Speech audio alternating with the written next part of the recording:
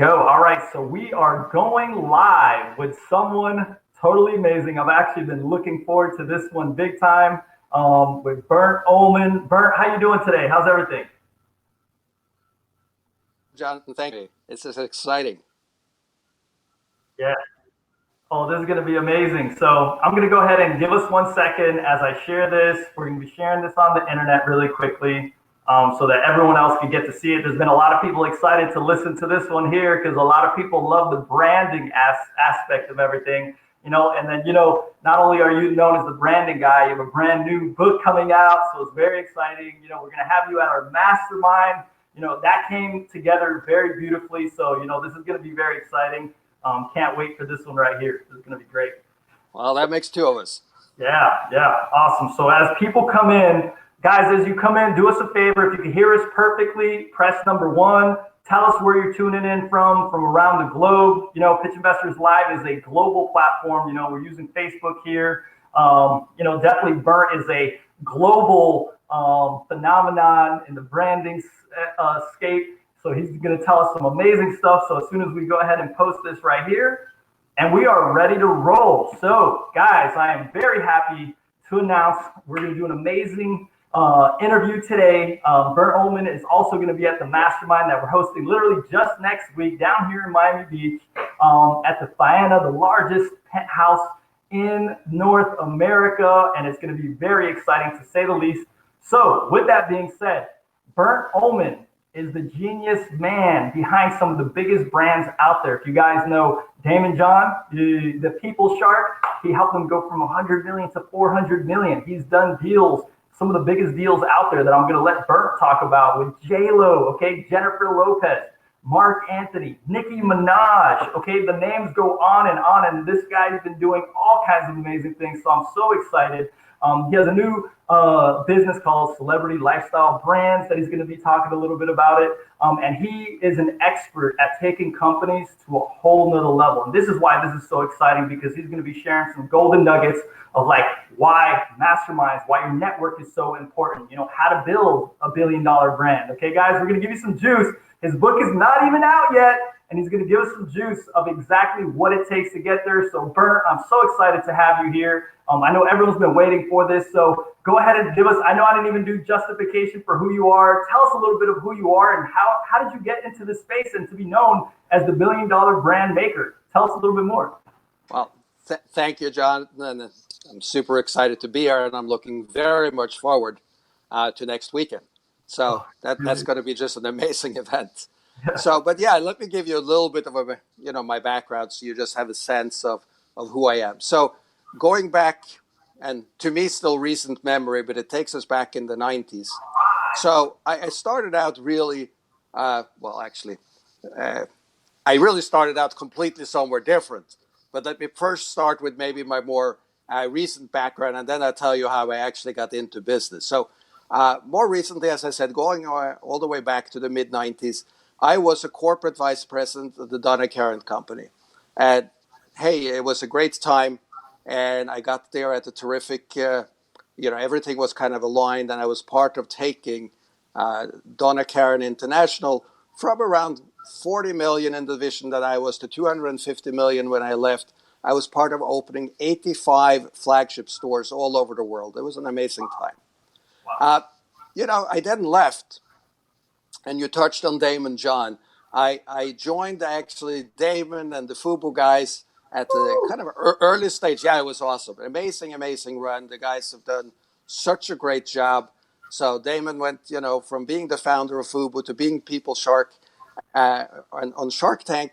And I was there, as you said, and Daymond has been gracious enough to credit me with being part of taking the company from 100 million to 400 million. And we saw a lot of great growth. And there are a lot of tremendous learnings and teaching that Daymond is out, sharing now, because he's just that gracious. After FUBU, and I had a nice 5-year run, I was contacted by, I started Donna Karan. The CEO of Donna Karan, who hired me at the time, had gone to another company. They were looking to make an acquisition, and he called me and said, "We're really not sure. Could you consider coming over and helping us?" I came over, I joined them. the company they were looking to acquire was called FAT Fashions. That was Fat Farm and Baby Fat, Russell Simmons Fat Farm, Kimberly Simmons Baby Fat. I joined the company. We did acquisition, and I ran the company for 5 years as president of FAT Fashions. And again, that was an amazing run. We ended up taking that company to around $850 million retail. And yeah, beautiful and a lot of fun. Wow. Then the mother company, Kelwood, that had acquired FAT Fashions, they were acquired themselves by a private equity firm called Sun Capital. And at the time, I started to kind of to look around in the room. We used to have these big management meetings in the boardroom, all the divisional presidents. And we were a few months into the acquisition. And I came into the boardroom, I looked around, I was like, damn, I'm the only person in the room that was here before the acquisition. No way. Yeah, 100%. Same evening, I'm at the school function, completely random, for one of my kids, and Tommy Hilfiger is there.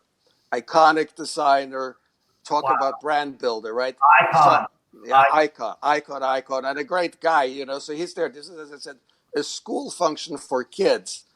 He has a kid in the same school as I do in Greenwich, Connecticut, or back in the day, 100%. So we're part of the industry, we're talking. And I told him, hey, I went into the boardroom and, I was the only person there. So Tommy has this uncanny ability to put things just very clearly. So he said, Bernt, it's as good as it's going to get. You need to get out of there. I was like, oh, that makes sense. That's what that means. Okay. Anyway, so few meetings and kind of our own meetings in the boardrooms later, we founded a company together called Star Branding, where the premise is that stars can be brands. And as you were alluding to, when you had Tommy Hilfiger as your partner, a lot of stuff happens around you. So it was Tommy, his brother Andy, and one other guy, Joe Lamastra, who handles all the business dealings for Tommy. It was a great team, Star Branding. I was the CEO of Star Branding, but you need results quickly. So we partnered with Li & Fung, the largest apparel manufacturer in the world. Wow. And created a new entity called Mesh, Music, Entertainment, and Sport Holdings. And I was the founding CEO of Mesh. Wow. And under that Mesh umbrella, we did a lot of high-profile transactions. The best known one is the one that you were alluding to, where we did a deal for Jennifer Lopez and Marc Anthony, the husband at the time. And it was what you call a DTR, direct-to-retail deal with Kohl's. And we ended up getting purchasing guarantees from Kohl's of $3.5 billion. When I heard this, Bernt, I was like, how is that even possible? I was like, that is insane. So how did you pull that off? Like, how did that even happen? That is more than amazing, I have to say. No, it's great, but it's one of those things where it's the perfect storm, right? But in a good way, where a lot of things come together. And clearly, I do not get to take all the credit. I was absolutely part of it, but there are a lot of, there is this deal doesn't happen without the Tommy. It probably doesn't happen without Li & Fung. There are a lot of aspects that don't come together, and everything in life is timing. And what really happened and why this worked so beautifully is because Kohl's realized, the Kohl's senior executives, they were looking in their store and they were seeing there was a shopper there that they were not organically servicing. So there was really kind of this white space opportunity. So they look around and they're seeing, wow, we have this Latin shopper. They're in our stores. They're an important consumer demographic, but we have up until now kind of ignored them. We have no organic brands. That's really the premise. I never really talk about this, but that's why you could end up doing such a great deal, because it was that important to the retailer.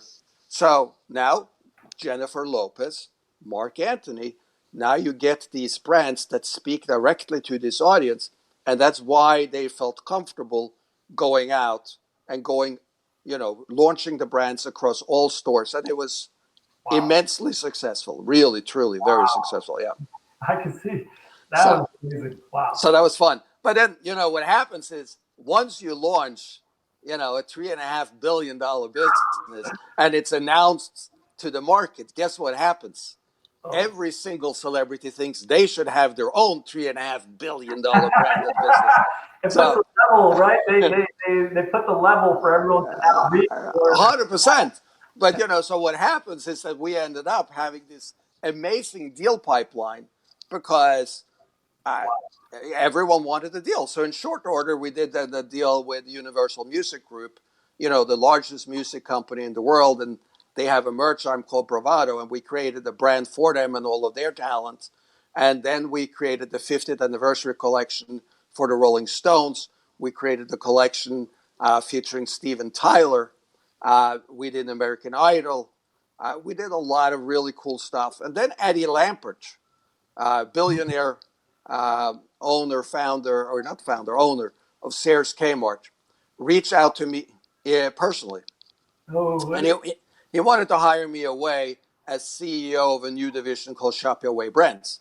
And I was like, Sears Kmart, they've had some financial issues, and I'm being kind, going on over the last several years.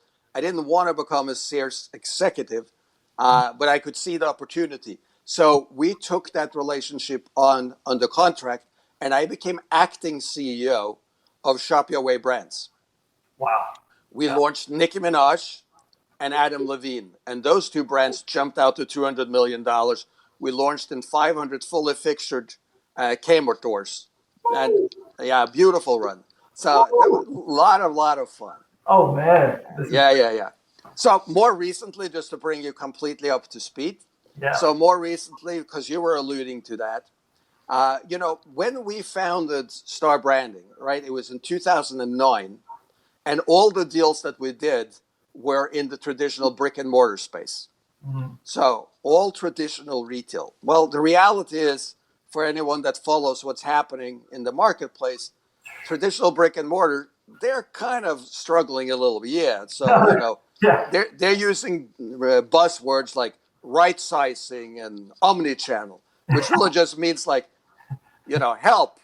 We're in trouble. We're in big trouble. We're not sure what's going on, but we're firing people and we're closing stores because we think that's the right thing to do. Woo! So that, you know, that is what's happening right now. So that's a huge subject that I've been talking about for years, that I've been calling like the digital revolution, where the digital space is taking hold of that. And I would love to have your opinion or form on like what's going on there, right? It's a massive conversation. And hence you were alluding to celebrity lifestyle brands. And yes, I have gone on to launch my own company, Celebrity Lifestyle Brands. And really the differentiator is where everything we did for Star Branding was to the brick and mortar space. Celebrity Lifestyle Brands is really the opposite. So we are still catering to celebrities, but we have kind of widened the reach. So we are in essence helping celebrities, influencers, and brands. We call them CIBs. So celebrities, influencers, and brands. And we're helping them monetize their social media following through e-commerce. That is really what that's my expertise too, e-commerce. You know, one of the reasons I got together with Greg, you know, like we had that thing, and I'm like, when he told me about this, I was like, oh, this is going to be good because I love e-commerce. You guys are on the right pathway. I am very bullish on the direct-to-consumer space. Oh man. So, yeah. And because of that, I'm kind of digressing a little, but under the Celebrity Lifestyle brand, we have launched a platform really called LaunchCart. It is a SaaS, but it will end up, it will be, I think, when it's all said and done, really become a competitor to Shopify. That's a little bold, but you know, it has the potential to do that. And it really is also, it has the potential to be a marketplace. So LaunchCart, guys, watch out. So anyway, that's a piece of what we're doing with Celebrity Lifestyle Brands. Yeah. So, and then, you know, more recently, just bringing everything full circle. Don't know if you're familiar with, but most people are, Bethany Frankel. She's one of the original housewives from, you know, Housewives of New York. Yes. Her claim to fame, very clever lady, she created the Skinny Girl cocktail, Skinny Girl Margarita, while being on the show. Wow. And this is the power of brand, by the way. I love this part of the story.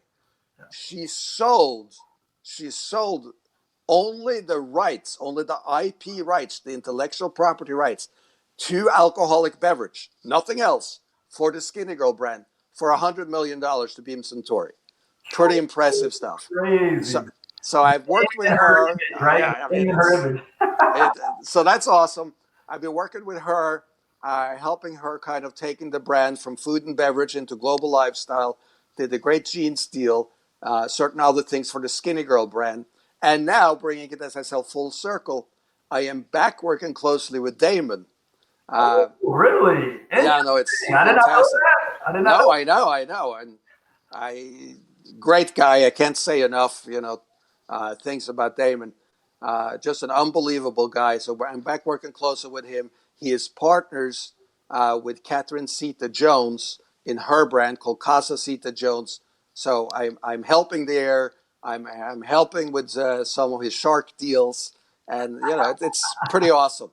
Yeah. Oh, So that's where we're finding ourselves. wow, man. Yeah. If that's not a track record, I don't know what is. That's amazing. So this is even off topic, and I have to ask this because you've Yeah. done so many different things. Like getting into the role of CEO of these companies and helping them scale, very successfully, continuously and continuously. This is why you're very sought after out there in the marketplace right now. Like how do you do it? Like how do you have the energy? And how do you turn around companies to go so let's call it exponential, right? So this is like exponential growth that we're doing. It. Can you tell us a little bit about that? Like how is it that you're doing that, plugging yourself into brands and then being able to expand them so quickly? Because this is a subject that I touch on myself about exponential growth, and here I'm talking to you that you're doing this over and over again. Like tell us about this. Well, so it is really, if I was to summarize it in one word, it is team. It is not about me. It's not, I am not doing it. Clearly, I'm not doing it on my own. So it is surrounding yourself with great people that share a vision and share a passion. No one can do it all on their own. It's really not possible. Shy of a few limited, I would say, I can't even, even if you were, a boxer in the ring, you have a team that helped you get there. So Yeah. I first and foremost, I would say it's the power of having strong people around you and working with really talented people. So that's number one.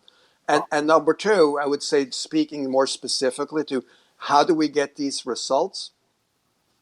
Part of what we are really good at, and that goes back to branding, is that we are pretty good at identifying what I would call brand DNA, what kind of makes up the core of a brand.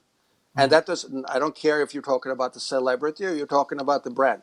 And then you capture that brand DNA, and then you use that kind of that brand equity, and you leverage it across new product verticals. So part of the success is, take an example. Let's say you get involved with an apparel brand, and they're doing great sportswear. So they're building a great sportswear collection. Things are going good. They had a lot of growth. Now it's slowing down a little bit. And, what can we do to take the business to the next level? Well, I love licensing. So one of the things I do typically is I get involved, make sure that the brand DNA is clear, that the brand equity is there, and then we leverage the power of the brand and we go into new product verticals. So in the example of this sportswear collection, well, if you have a great sportswear collection, why couldn't you have shoes, handbags or bags, backpacks? How about jewelry? How about eyewear? How about watches, belts, all kinds of accessories, travel, luggage? It goes it runs the gamut. And in essence, what we are really, really good at, we are good at kind of creating that foundation for the brand, building up the brand equity that then allow them to explore and exploit, but I mean exploit in a good way, the power of the brand. And what happens is, the reality is, I learned this a long, long time ago, that no brand, no celebrity, no one can be best in class on every single aspect of business. It's not possible. many, many years ago, we started out talking about Donna Karan, right? So I was at Donna Karan, and at that time, the brand was a pretty firm believer in wanting to do everything in-house. And they wanted to launch a men's fragrance, but they were not in the fragrance business, right? Yeah. And Donna wanted...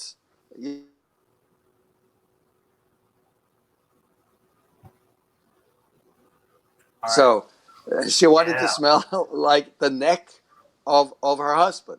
And, I watched people sit around and sniffing her husband for months.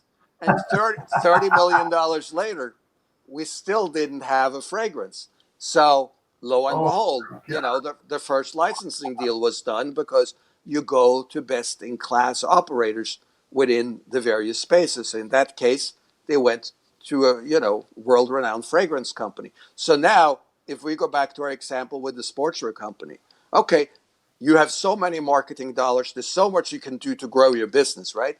Well, now you go and you find the best footwear company.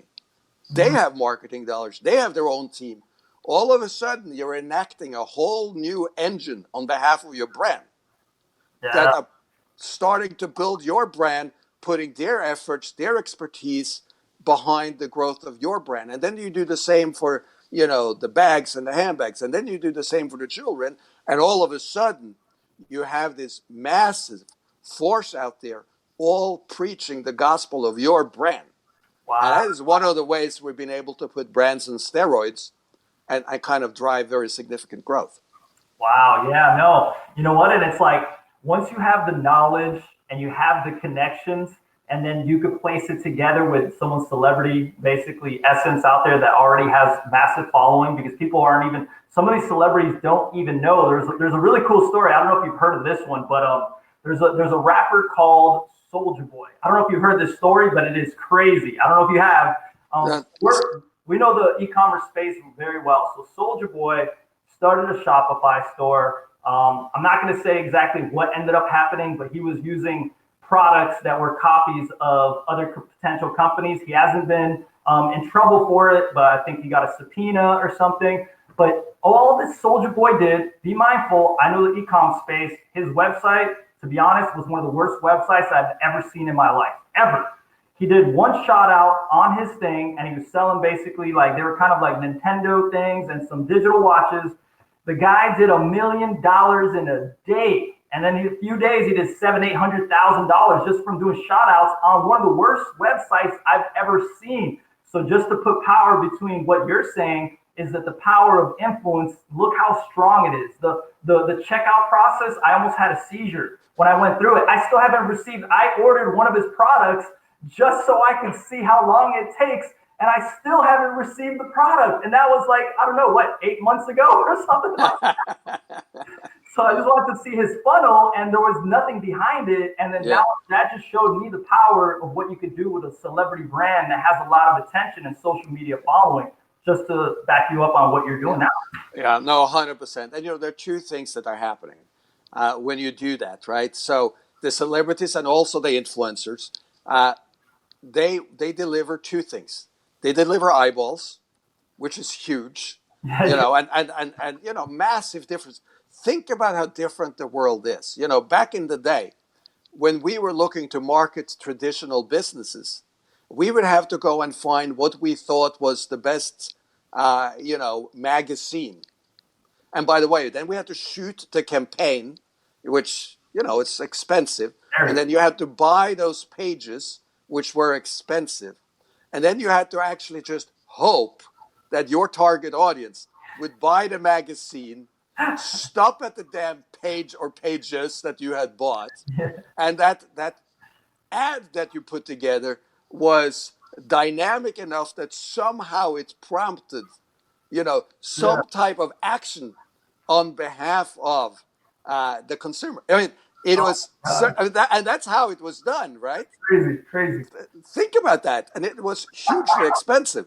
So now with social media, you know what everybody wants and what everybody likes right away because they tell you. All the information is readily available. You can completely target your ad to a specific demographic. You can use the celebrity to deliver it and put it right in front of the right audience, millions of them, many more than ever bought any of the magazines we used to advertise it. Crazy. And then, insult to injury, but in a really good way, what the celebrities and influencers bring, they bring trust. Yeah. So people trust them. So, me taking out an ad in a magazine saying, hey, I'm great. Yeah, maybe you are, maybe you're not. People are cynical. But all of a sudden, when you have the celebrity that's a trusted person, maybe in, the case of Soulja Boy, right? Hey, I love Soulja Boy. I love his music. I believe in him. We know so much more about everybody now. If he says, hey, this stuff is awesome, you should buy it, I'm going to believe in him. Yeah. That's the power. So between the eyeballs and the trust, it is just a whole different ballgame. Wow. And you know what's I heard a really cool statistic. I was in San Francisco at basically a digital conference, and a little small one. And one of the things that blew me away completely is that they were doing the statistics of the belief of children to older ages of if they have more belief and trust in celebrities and their social following, their friends or their parents. And I think it was 13 to 17, 18 years old. They had more belief and they trusted in celebrities and the people they follow on social than they did their parents. And I was like, are you kidding me? Like, what are the parents? And that's literally the world that we live in right now. That's unbelievable. I mean, how scary is that? But how real is that? And as marketeers and as brand builders, we better pay attention, right? And which is, by the way, why we have a whole new way of conducting business. Go back a few years. Who had even heard about influencers? No. What was an influence? Go back 5 years. There's no conversation about that at all. Now we have, macro, micro. It's a whole new way of doing business. And it's great. Yeah, tiering systems, business is made out of it. Business is teaching the influencers, Instagram, Facebook, like every single YouTube ones. Oh, man. No question. No question. So that brings me to our next question, right? So as we're going to be attending this amazing mastermind that we were able to bring together in a very magical style and everything like that, one of the reasons when I went to Kevin, actually, that you're also very familiar. You guys are friends. I see you guys. I don't know if you guys have done business in the past or not, but I know you guys know each other very well. I went to Kevin and I'm like, look, Kev, I think it's time that we need to do something physical because, we've been doing so much digital that it's time to kind of take it into the physical space. What do you think about having a mastermind? And he was like, Jonathan, he's like, I love that idea. We got to do this, So we went in a direction. It started off really small, and then all of a sudden it just started blowing out of proportion. We got Grant Cardone to come. We got you to come, magically almost it seems. But the reason that we did this is because it's so powerful attending these very intimate locations because you get to know these other people so well. And sometimes business deals are happening. People get funded. You're literally learning things that must shift your perspective and get to that next huge potential deal or something even in your life. So for masterminds and the power of network, because you are so, your Rolodex is incredible, right? Just look at the people you work with. I don't imagine the people that you know. So what is the importance of, let's say, these like intimate locations, masterminds, whether it's a boardroom or like these intimate locations where you're with someone for a common theme? Like, what would you see as the benefit that it's brought to you in your life, Bernt? So you actually just said it. So I always say, and I'm not alone in saying it, your network is your net worth. That's the power, really. If you want to synthesize why are masterminds so effective, because these people that you meet, they become part of your network. And I touched on it earlier. You said, well, how have you been so successful? Well, because of team. And team is, I use that term loosely or broadly, if you like, because, there is a core team that works together day to day. But part of the team are also the people that I know. And, I can pick up the phone, I can ask, or if I'm looking to get something somewhere, I leverage my Rolodex. That's kind of part of the key to success. And that's what you gain through these masterminds. So yes, to listen to someone like a Kevin Harrington or a Grant Cardone, the guys have addition to the wisdom, so there is a lot of wisdom, but there is also just as much power just being in the room, being with everyone else that's there, exchanging information. So I would say, some advice to everyone that's out there listening that's planning to attend, you know, make it a contact sport. Do not go there and I'm going to sit in the back of the room, like that old classroom experience, and don't talk to me, and I'm going to just be sitting. No, make it a freaking contact sport. Be active, engage, speak, ask, and forge relationships. That is the true power. And I've been in a number of these rooms, and I love it. And I think there's so much value. I'm a very big proponent of education, but the reality is, as much as I still believe in formal education, I know so many highly successful people that are much longer on informal education. But the one thing that they all have in common is they never stopped learning. They all keep on exploring. They all keep on going to events. They keep on reading books. They keep on expanding their horizons. That's the power. And it's immensely powerful. Wow. So, yeah.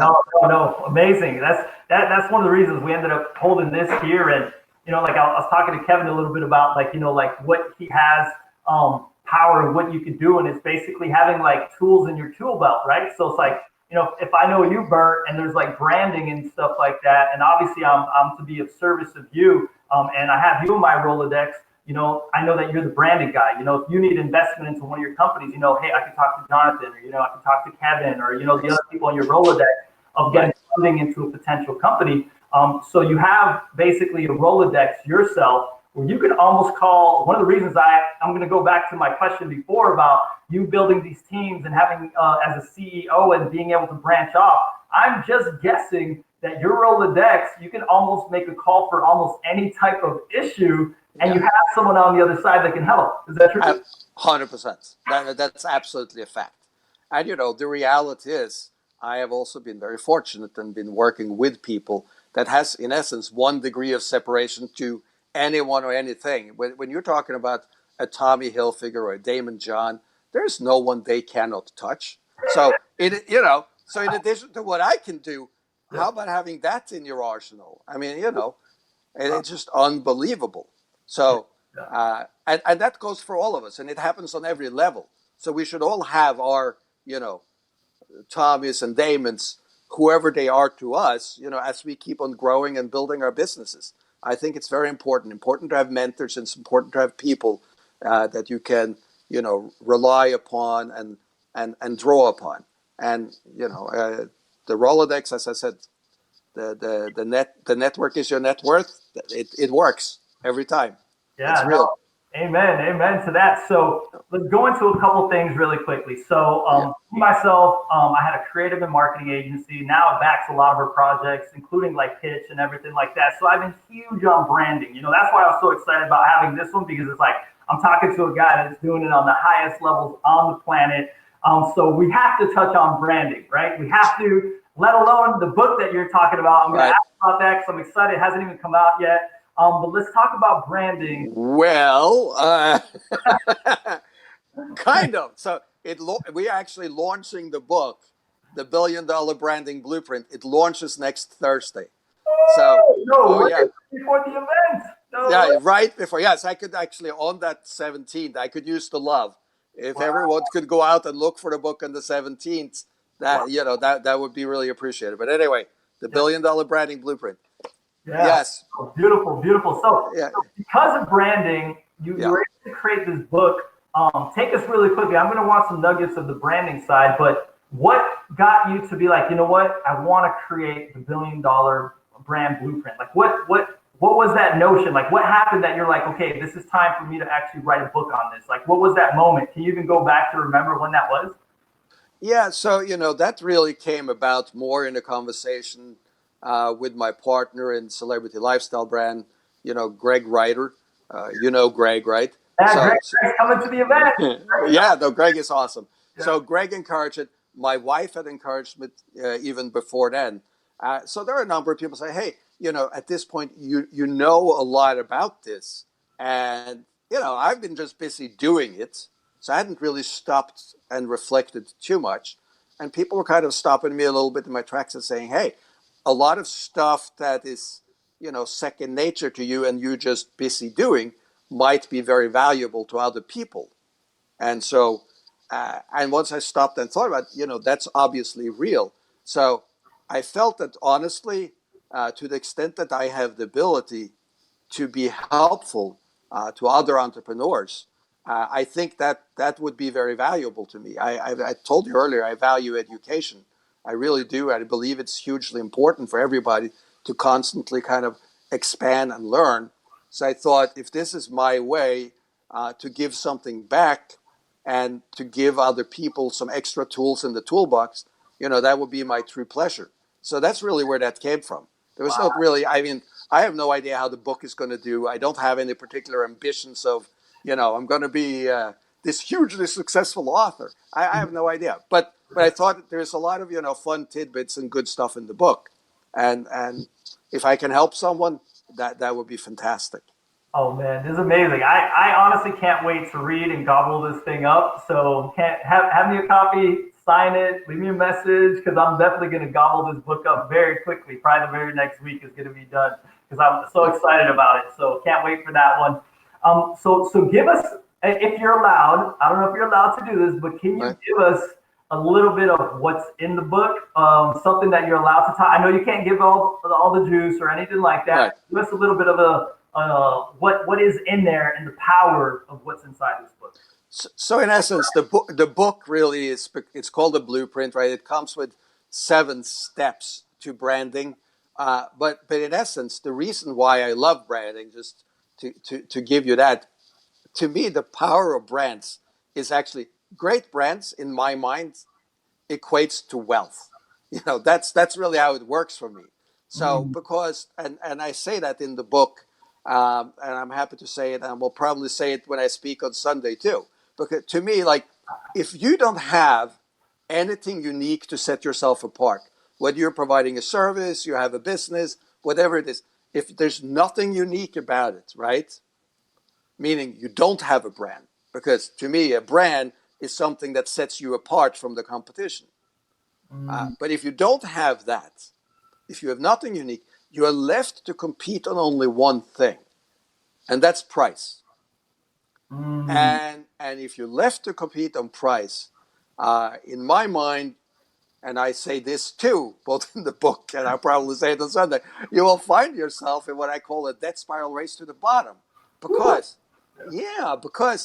if you in your business are left to compete on price, there's always someone out there that's a little more desperate than you are, that's willing to work on lower prices.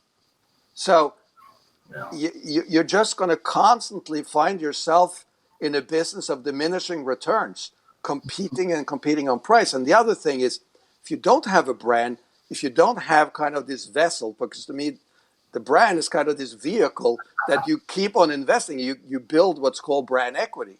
If you're not building brand equity, if you're not having, you're actually forced to reinvent yourself over and over again. So, hey, yeah, it's great to do business, and maybe you're even successful and you're making money, but you are not building anything else. You're just, the day you stop transacting, that's the day your business stops, right? Because there is nothing there. If you have a brand and you are doing business, not only do you get to transact, you get to have the benefit of doing the business. You actually more often than not get to do better business, because brands customarily allow you to work on higher prices and longer margins. So you get to do business, but you get to do better business, and you are creating brand equity. And brand equity actually has a value in and of itself. So when Russell Simmons sold FAT Fashions, for instance, he didn't sell his company. He didn't sell his staff. He didn't sell inventory. He sold one thing only. He sold the IP rights of Fat Farm and Baby Fat. Just that brand equity. Everything he had done, all the transactions, had led to the brands having a value in and onto themselves. And he had that was $140 million transaction just for the value of his brand, the brand equity. Yeah, that's the power. So as I said, why do I like brands? Brands equals brand equity equals wealth. Wow. Wow. Amazing. Amazing. I love how you put it there. Like 100%. Cause like, what's the difference between, Apple computers and iPhones and everything like that with the brand that they have? Cause they say there's a lot of computers that are much more powerful than a Mac and a MacBook that are almost sometimes a third of the price. And why is it that people do it? They built crazy brand equity as much as they got up to $1 trillion company, right? Correct. That's exactly right. Yeah. That's the power of branding. That's exactly right. Oh, amazing. Apple is a great example. And by the way, the other thing, why branding? Well, stop and think for a second. There are really no products today that we have to buy. There's very little we must do for our survival or, for our well-being. Very few products. Most of the purchasing decisions we make are made because of how the brand makes us feel. So you are buying Apple because there is a certain level of trust. And by the way, you like being a guy about town with Apple products. Or, if you're riding a Harley, you like the message that it says about you. You're a lover of freedom. You're that type of a guy or a gal. So brands say something about us. It's emotional, a very, very powerful emotional connection. And that's, again, what leads to, successful brands. They drive really successful business. Amazing. Amazing. Yeah. I love it. So guys, what I'm going to do is I'm going to purchase one of these books from you. I want to purchase it. I don't want you to give it to me. I want to purchase it. I want to be one of the first people. And then I'm going to go ahead and give away this book, okay, to someone that all you got to do is comment on this, because we're also going to run some ads to this, because this is freaking amazing. There's so much value here. This is so good. We're going to run some ads to this. So anyone that types in the $1 billion branding blueprint, we're going to pick one person and we're going to ship it out to you no matter where you are in the world. Okay. It may take longer depending where you're at, but we're going to ship you one out. Pitch Investors Live, and amazing freaking Bernt Ullmann, with a super awesome one. So all you guys, make sure that you comment. Okay. So anyone that comments, we're going to pick one person, $1 billion branding blueprint. Okay. And we're going to give away one of these books to you guys. So, because this is about knowledge and education. So I think it's super awesome what Bernt is doing. And we like to share the wealth too, right? We like to share the wealth too. Fantastic. Yeah. Love it. Love it. Let us know where are people going to be able to buy this book, Bernt, by the way. I'm putting a shameless plug in here because this is going to be powerful. This is powerful, to be like, where can people buy this book? I mean, do you know where is it going to be on Amazon? I mean, where are people going to find this? So it definitely will be on Amazon. As I said, the launch is next Thursday, the 17th. It will be on Amazon. There is also a link that we're trying to drive. What we can is that we could probably share the link. Once you get the link, if you don't know it off the top of your head, because I know there's probably a custom link and everything, so we could share it on this actual live so that people can know where it is.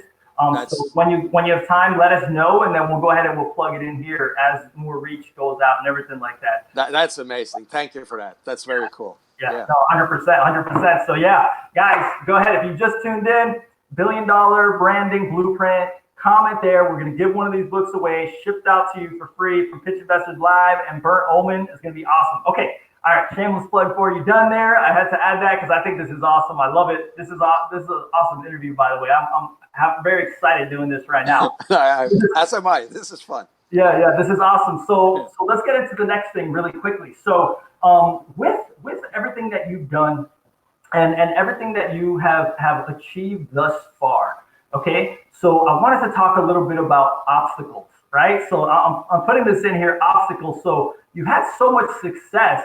What can you tell us about some of the roller coaster rides or obstacles? And because entrepreneurs out there, one of the things that happens is, especially if they're new into entrepreneurship, they have one little obstacle that comes up and they give up and they go back to the corporate world, or they're in a startup company and one little obstacle, like, oh, this is not going to work out, because startup companies are so volatile and everything like that. So can you share anything with your experience or how you deal with obstacles and challenges, because as much success as you had, I'm sure it hasn't been all easy, you know?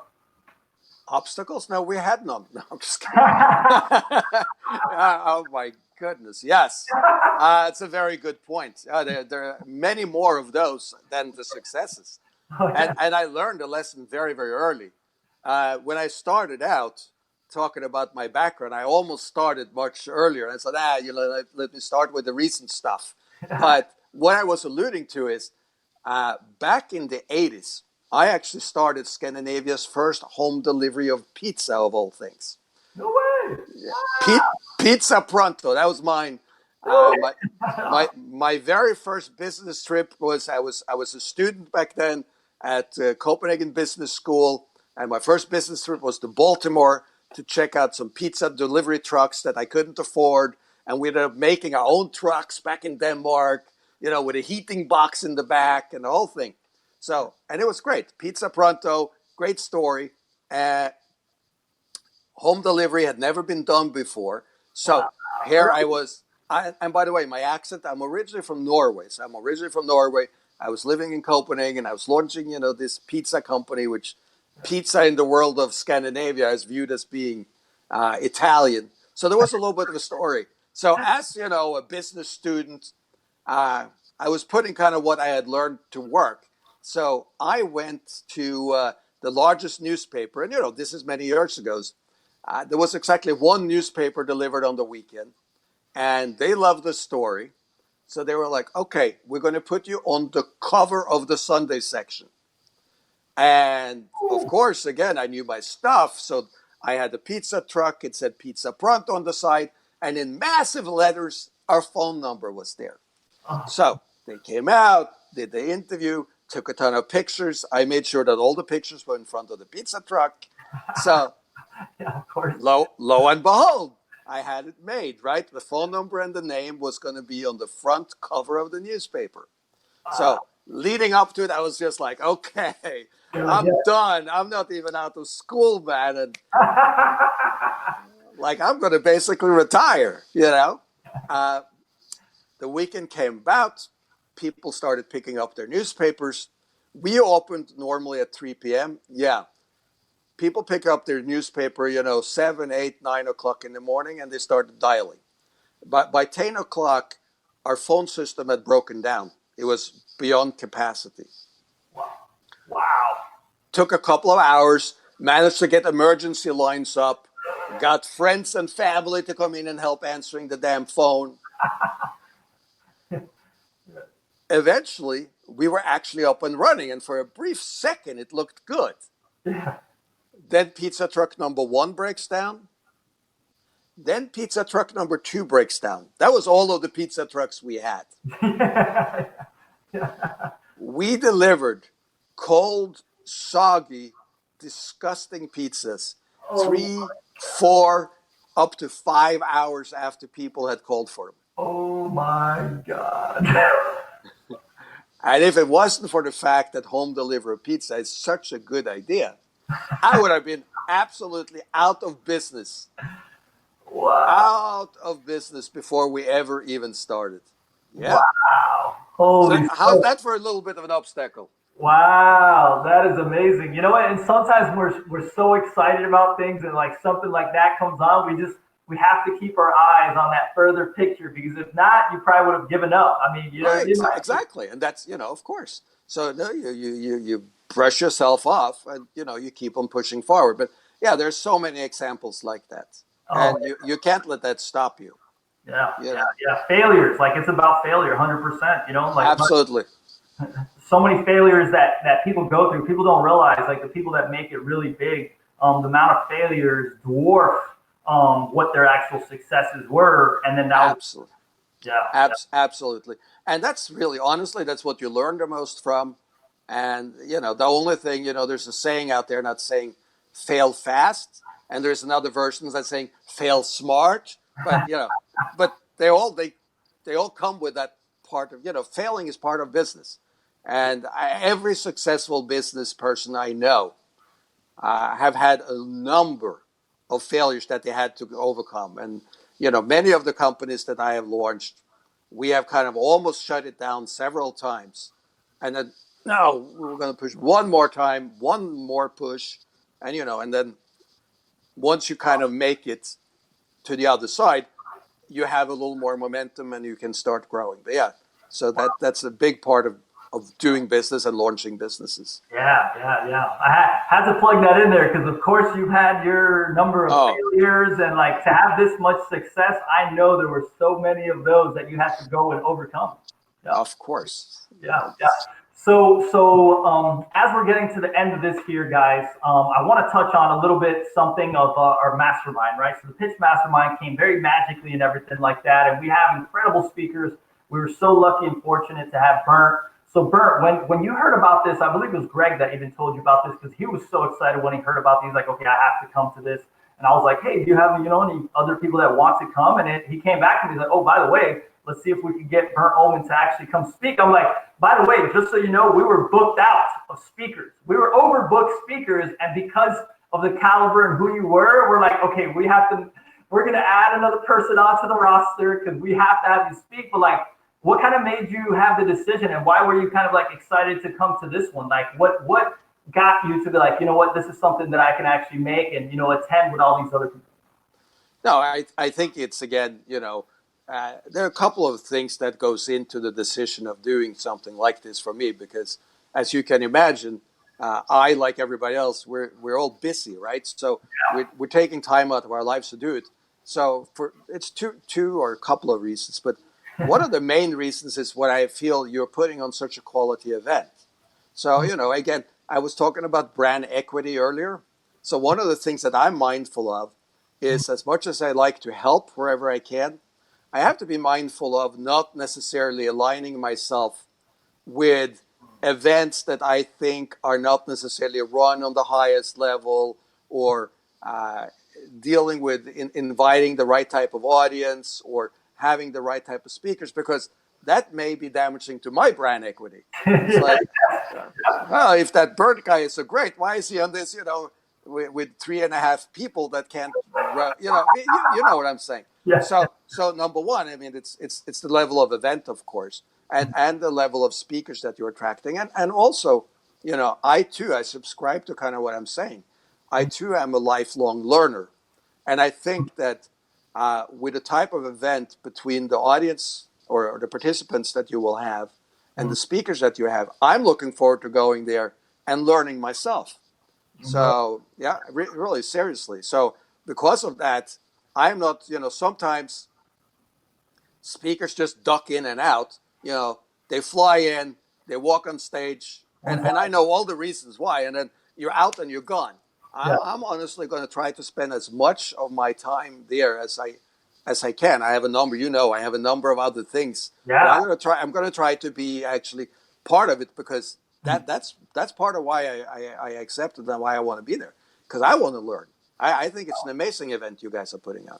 Yeah. And you know what the amazing thing that I see here is that, like, you can be at such a high level and you still wanting to learn and know that you're still hungry to do it, and like, obviously the caliber event and what we put together is like far exceeds what I ever even, when we originally came up with this, it was nowhere near to this caliber. Like, Bernt, it was nowhere near this. It was in a smaller mansion. We had 5 speakers. Now we have 11 speakers. We have you. We have Grant Cardone. We have people literally, when we tout this as a multiple billion-dollar event, this is not just marketing and great branding and everything like that. Is part of that? Of course it is. But people have literally done sales in the billions of dollars, okay? Part of acquisitions in multiple billions of dollars, investment power, experience on a whole nother level. So it's so exciting, and it brings me to one thing that one of my mentors told me once. He said, because I said, I'm like, don't you ever get tired of sometimes, like, teaching people and mentoring them and doing consulting? He's like, look, Jonathan, he's like, one of the things that comes to play in this type of environment is that the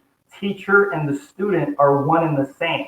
And I said, and I'm like, what is that? What do you mean? What does that mean exactly? And he says that I get as much learning as sometimes you guys do just by hearing the questions and the different angles that you guys bring to the table. That's brilliant. So I completely agree. That's absolutely brilliant. I love that. And I think that's true. The reality is, one of the ways you were talking, I think you used the term digital revolution earlier when we were talking Yes. about, Yes. e-commerce. Very easy for someone my generation. If you're not in it, if you're not on top of your game, it's very easy to kind of fall behind. Oh, So, yeah, and if you want to be on top of your game, you better understand what's happening in the marketplace. You need to understand the market. You need to understand the opportunities. You need to understand the vehicles on how to communicate with the audience. So I get a lot of that out of being in an environment like what you are providing. Oh yeah, no, amazing, amazing. We don't want to be like when I talk about the digital revolution. You don't want to be a Toys R Us or Forever 21. Like you're actually the cutting edge. Like us younger generation entrepreneurs, we've been doing it, and like having someone like you lead an effort into the space that I know this is the way of the future. It's like getting that your head, because there's a lot of people that they're just still stuck in that old mindset, and you're basically trailing forward and like utilizing celebrities, e-commerce away from the physical, more to digital. Not to say physical is not still used, but digital more. So it's amazing to see that. 100%. Yeah. So okay, so we have to end it off here, but I want to allow for all the entrepreneurs, these visionaries, these people that want to do something big in the world, that they're also maybe trying to leap into entrepreneurship. Some of them are entrepreneurs, making $10,000 a month. Their store is $100,000. Maybe they're $1 million company. Whatever it might be, even at zero, what would you say if you could leave a last nugget of knowledge, letting people know, what can they do maybe in the branding space or something that can take them forward very powerfully. So a very powerful last statement if you can. Something that you've learned over the years or something. Well, so I think what anyone can do basically right away is to look at whatever business or service that they are in or they're contemplating going into, and start by asking one very core and key question: to what end?